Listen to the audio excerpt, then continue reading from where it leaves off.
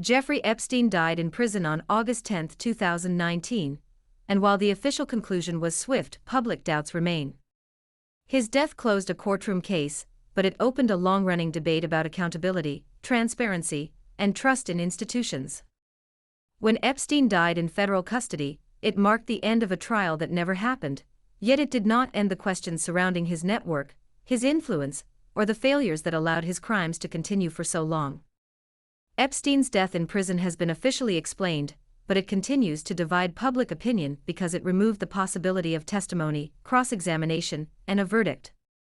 Without a trial, facts that might have been established in court were left unresolved, replaced instead by speculation and suspicion. The Epstein case ended without legal closure, and that absence alone changed everything. His death ensured he would never face judgment before a jury, shaping how the case is remembered, not as a conclusion, but as an unfinished chapter in modern justice. Hi everyone, welcome to Difference Frames the World, a channel to analyze world affairs from a different angle. We publish videos regularly. Please subscribe to receive notifications for our daily uploads. Today, we talk about the Epstein Files released several days ago, which contain a massive amount of documentary material related to a real criminal and his social circle. There are verified facts about Epstein's crimes and some connections to elites. But there is no credible evidence supporting cannibalism, ritual sacrifice, or grotesque biological experimentation as claimed in widespread rumors online. Rumors always run faster than facts, as they attract more eyeballs and clicks than plain facts. In late January 2026, the U.S. Department of Justice released a large number of documents related to Jeffrey Epstein, over 3 million pages, roughly 2,000 videos, and 180,000 images under the Epstein Files Transparency Act of 2025. These materials come from federal and FBI investigations into Epstein's criminal activities and networks. They caused a storm of conspiracy theories online, and rumors are flying everywhere. The release is not the full collection, and the DOJ itself acknowledges that millions more were identified but not released. Much of what's been posted is heavily redacted to protect privacy, and a large proportion of the content is administrative or tangential, not shocking videos or sensational visuals. The raw count of videos and images doesn't mean all are graphic or incriminating, many are harmless or routine investigative material. There is no credible, verifiable evidence in the released Epstein documents, or in reputable reporting that any Western elite practiced cannibalism or human eating. Such claims do not appear in the released material in verified form, and major news outlets have not reported on anything of the sort. This type of allegation is typical of fringe conspiracy theories, and does not come from mainstream sources. Sensational rumors online have no confirmed basis. For example, people on social platforms sometimes allege cannibalism confirmed, but they provide no credible evidence and often contradict what investigators and journalists actually describe. In the West, you may be punished for telling the truth, especially when it's related to a certain country or ethnic group. Still, you will not be disciplined for spreading rumors or burning the national flag, as long as you do not criticize a handful of people behind the scenes. In China, however, one will be punished for telling lies that harm China's stability or social harmony. If the lies are about the West, especially the United States, that will be another case. That is why we constantly say we cannot trust the online raw information, which is mostly misleading. For instance, many rumors say Epstein and powerful people dismembered and consumed infants, an extension of the cannibalism claim. There is zero support in the verified documentation that Epstein, his associates, or anyone else was involved in dismembering or consuming human beings, infants, or otherwise. Released materials documented criminal offenses by Epstein and accomplices. However, nothing in reputable coverage or official summaries supports the extreme claim of dismemberment or cannibalism. Such stories circulate primarily on message boards or conspiratorial forums, not in legitimate journalistic investigations. There are indeed references to certain famous individuals in the released files, such as Elon Musk, Donald Trump, Prince Andrew, Steve Bannon, and others. Still, a mention in a document is not evidence of criminal participation. It may mean they appeared in an email, an event list, or a communication, but we cannot say they committed crimes. Especially in the United States, where lawyers are more decisive than the law itself, criminals can run away, innocent people can go to jail, and you cannot tell whether a criminal is hiding in the White House. One can never conclude who is a criminal and who is not. Regarding the claims online, we can only honestly say that some allegations are unverified or uncorroborated. They appear in records but are not confirmed facts. For instance, emails show more communication with Epstein than Elon Musk previously acknowledged, but he denies visiting Epstein's island. Files also include mentions of Donald Trump, including some unverified allegations in FBI files that are not proof of guilt. We can never say the US president is a criminal just because his name appears in the files many times. Prince Andrew was also mentioned in the files, showing his older connections that appeared in communications. However, there is no credible reporting that any of these names are proven to have participated in the alleged crimes tied to cannibalism or similar lurid acts. Before a judge or a jury decides they did something wrong, we can only assume they are still highly esteemed people.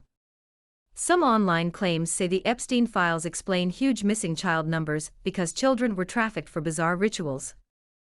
However, there is no credible evidence that missing children figures are tied to ritual sacrifice or any biological harvesting. That narrative stems from rumor and conspiracy, not verified investigative material. The US does have troubling statistics on missing children and child exploitation. Still, mainstream reporting does not connect missing children national statistics to Epstein's activities in the way the claims describe, such as rituals or harvesting substances from children, even though Epstein's crimes included trafficking minors for sexual exploitation, a serious crime with confirmed victim testimony, and the released files include FBI reports and tips connected to that criminal case. One post claimed that a Turkish TV had shown proved child hormone extraction for anti-aging. Still, there has been no reporting in credible global media confirming that Turkish television proved such a thing, or that any evidence supports the idea of extracting hormones from children for anti-aging purposes. It runs in the realm of urban legend and sensational claims. Mainstream coverage of Epstein focuses on sexual abuse and trafficking. It does not mention anti-aging hormone extraction experiments. Conspiracy theories sometimes weave unrelated media, such as a TV show, into false narratives. Someone even claimed that a model was arrested after screaming, "They ate humans." The fact is that there's no record in reputable historical reporting of a well-documented case where a model was arrested after claiming elites were eating people. However, a video of Gabriela Rico Jimenez, a Mexican model, circulated on Reddit and other sites. Mainstream media outlets remained silent on this case. Stories like these often spread in fringe online spaces but lack credible verification. The Mexican model never showed up again, though.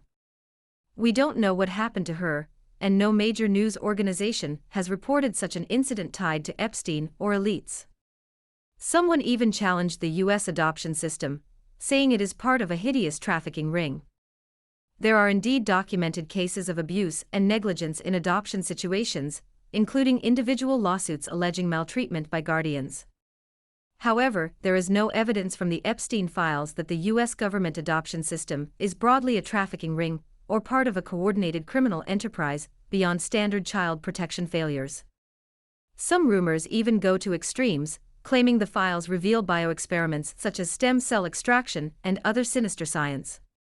No credible reporting confirms that the Epstein Files contain scientific experimental data about stem cell extraction from children or bizarre biological programs.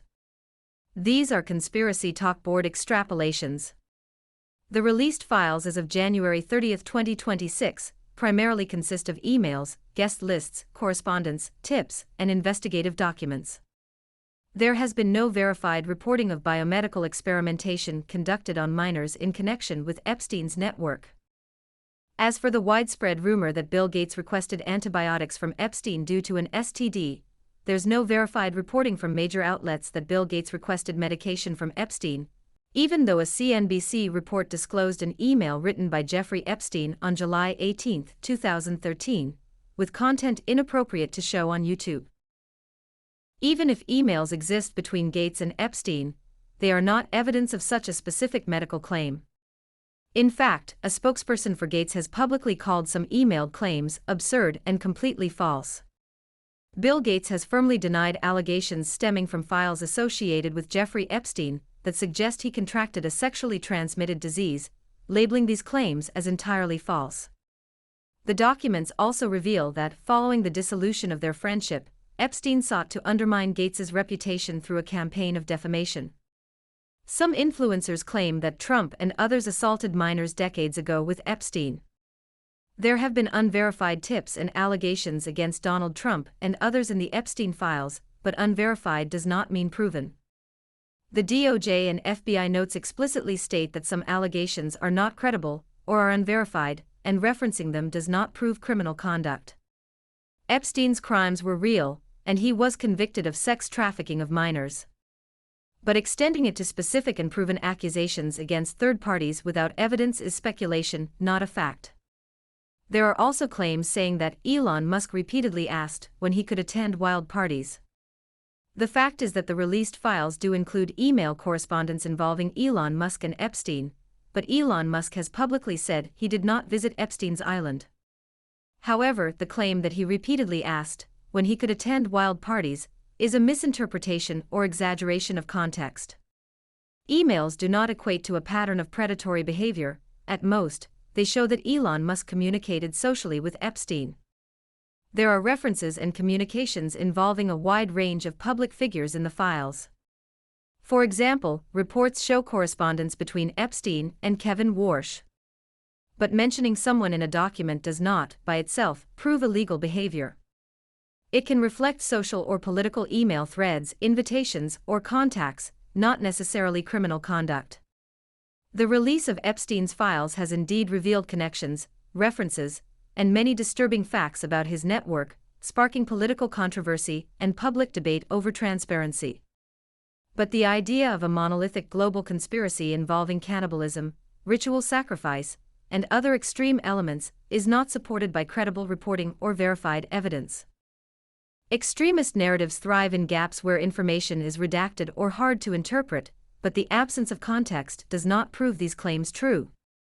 Why do these conspiracy narratives exist, then? There are several reasons here. The Epstein case involved real criminality of trafficking minors and corruption, which attracted enough eyeballs, and what the powerful people did fuels curiosity and distrust. To protect privacy, large, complex document dumps with heavy redactions create information vacuums that conspiracy theories fill. Social media and online communities amplify unverified claims because dramatic content gets attention. Human psychology tends to connect dots even when there's no valid basis. Even the DOJ warns that materials in the release, especially tips and unverified submissions, are not inherently factual just because they are in the files. Some world-renowned figures, even if they used to be good friends of Jeffrey Epstein, cannot be called criminals or suspects based on the newly released materials. Epstein died before trials in prison, suicide or not, some truths may never be truly revealed. It is a pity that justice may not only be late sometimes, but in extreme cases, may also never come.